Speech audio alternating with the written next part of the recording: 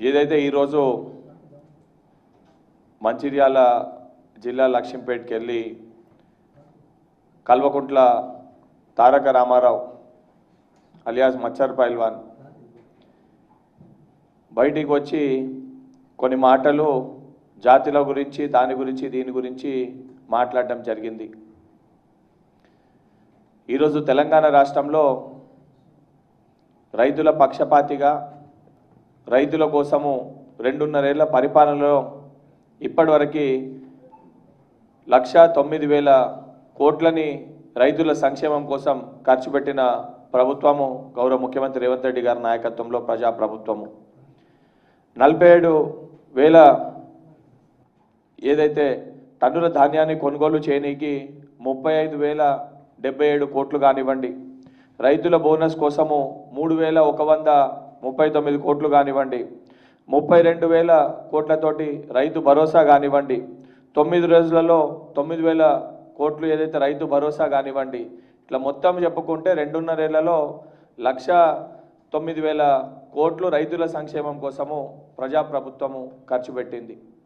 స్వయాన రైతుల సంక్షేమం కోసం మేము ఖర్చు పెట్టిన సంక్షేమ పథకాలు కానీ ఈ డబ్బంతా కూడా రైతులు సుఖ సంతోషాలతో ఉన్నారు. రైతులు మేము ధర్నాలకు పిలిచినా వస్తలేరని చెప్పి మీ చేలేగాడు నీ పక్కనున్న మాజీ విప్ ఏదైతే బల్కసుమనే బహిరంగంగా ఒక మీటింగ్లో ఒప్పుకోవడం జరిగింది, మాట్లాడడం జరిగింది.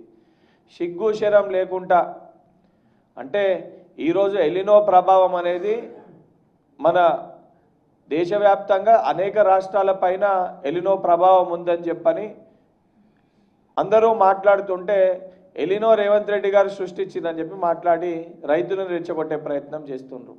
ఎలినో ప్రభావం ఉంటుందని చెప్పని అన్ని రాష్ట్రాల్లో కూడా అన్ని ప్రభుత్వాలు కూడా ఇది ఒక జాతీయ విపత్తు లెక్క పరిగణలోకి తీసుకోవాలి, కేంద్రం సహకరించాలని చెప్పి కేంద్రం పైన కూడా అందరూ కూడా కేంద్ర సహకారాన్ని కోరుతుండ్రు.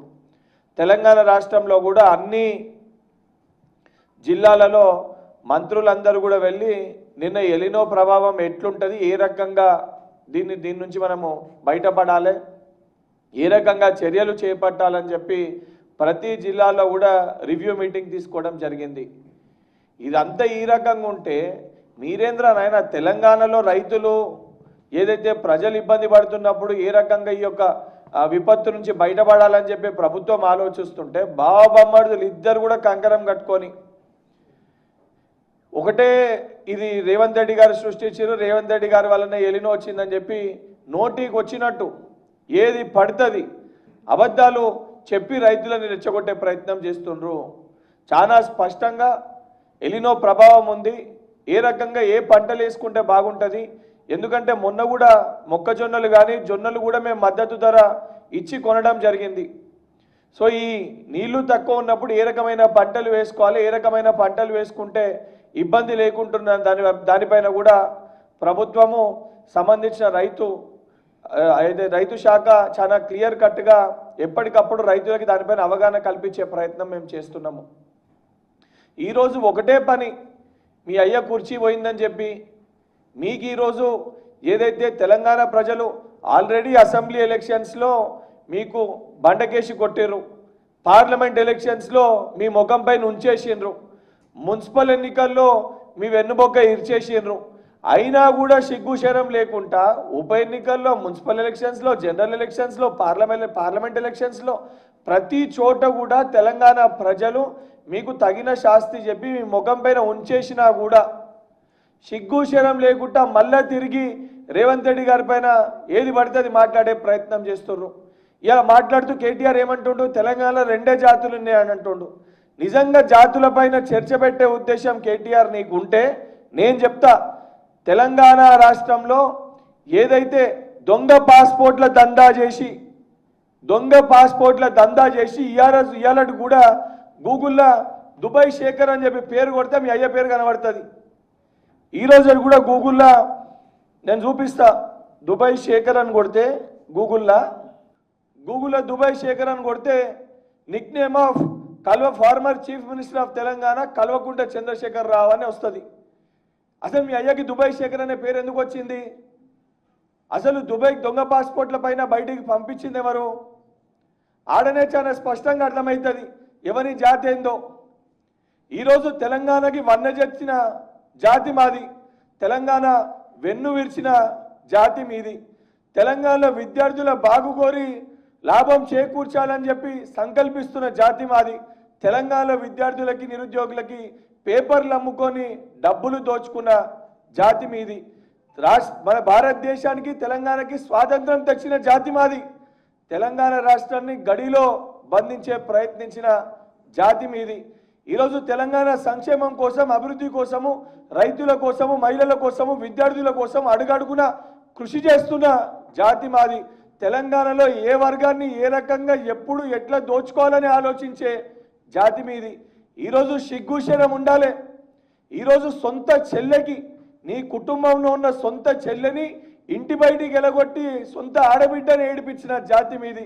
తెలంగాణ మహిళలందరినీ కూడా చెల్లెల లెక్క భావించి వాళ్ళ సంక్షేమం కోసం ఆలోచిస్తున్న జాతి మా కాంగ్రెస్ది.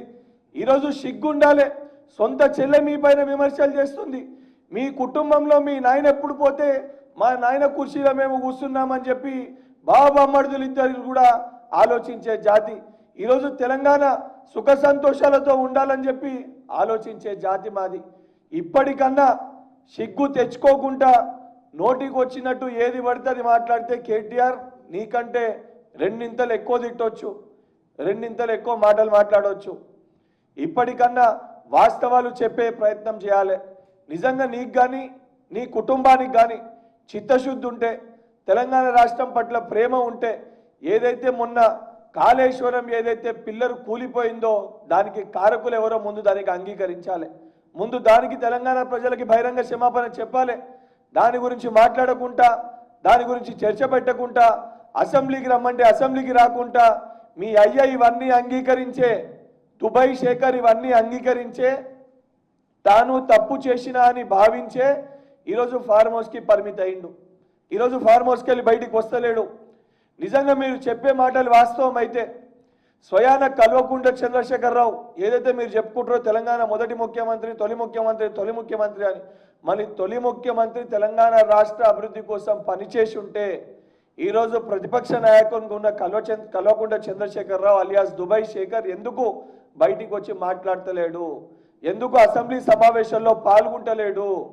ఇవన్నీ ప్రజలకి చెప్పకుండా అడుగడుగున ఏదైతే ప్రభుత్వం చేసే అభివృద్ధి కార్యక్రమాలు, రైతుల పక్షపాతిగా ప్రభుత్వం పనిచేస్తుంటే 1,09,000 కోట్లు ఇప్పటికే రైతుల సంక్షేమం కోసం ఖర్చు పెట్టినప్పటికీ కూడా ఇవన్నిటినీ కూడా ఏదైతే చెప్పకుండా, ఇవన్నిటిపైన మాట్లాడకుండా 2 లక్షల వరకు దాదాపు 20 లక్షల పైచిలకు రైతులకి రుణమాఫీ కూడా చేయడం జరిగింది. ఇవన్నీ విషయాలు చెప్పకుండా, ఇవన్నీ విషయాలపైన మాట్లాడకుండా ఒక రోజు ఇచ్చిపెట్టి ఒక రోజు అంటే ఇదేదో పిక్నిక్ వెళ్ళినట్టు మండే కేటీఆర్ బయటికి వెళ్తే ట్యూస్డే హరీష్ రావు బయటికి వెళ్తాడు. మీ ఇద్దరు పోటీ పడడానికి ఇవాళ కేటీఆర్ పోయిండు కాబట్టి రేపు నేను వెళ్ళాలి, ఇవాళ హరీష్ రావు ఆ జిల్లాకు వెళ్తే రేపు పొద్దున నేను వెళ్ళాలని చెప్పి మీ అయ్య కుర్చీ కోసం పోటీ పడుతూ ఏదైతే అబద్ధాలు ప్రచారం చేసే ప్రయత్నం చేస్తే తెలంగాణ ప్రజలు గుడ్డలోడి దిశ కొట్టే పరిస్థితి ఏర్పడుతుంది.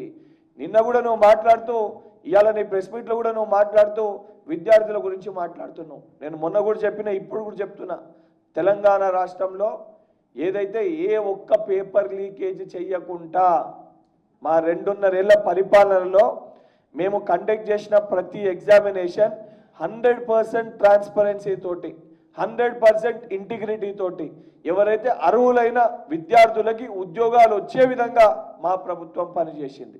మరి నీకు నిజంగా దమ్ము ధైర్యం ఉంటే మీ 10 ఏళ్ల పరిపాలనలో ఒక్క పేపర్ లీక్ చేయకుండా, ఒక్క విద్యార్థికి అన్యాయం చేయకుండా, నేను ఒక్క చోట కూడా ఈ పేపర్ లీక్లో డబ్బులు తినలే, మా ప్రభుత్వంలో ఉన్న వాళ్ళు ఎవరు డబ్బులు తినలే అని చెప్పి బయటికి వచ్చి దేవుని ముందు ప్రమాణం చేసి మాట్లాడు. ఈ విషయాలపైన చర్చ పెట్టకుండా అబద్ధాలు ప్రచారం చేసే ప్రయత్నం చేస్తే తెలంగాణ ప్రజలు అతి త్వరలోనే నీ గుడ్డలు ఊడదీసి తెలంగాణ వీధుల్లో ఉరికిచ్చే పరిస్థితి ఏర్పడుతుంది. ఖబర్దార్ కేటీఆర్, నోరు అదుపులో పెట్టుకొని మాట్లాడాలని చెప్పి హెచ్చరిస్తున్నా.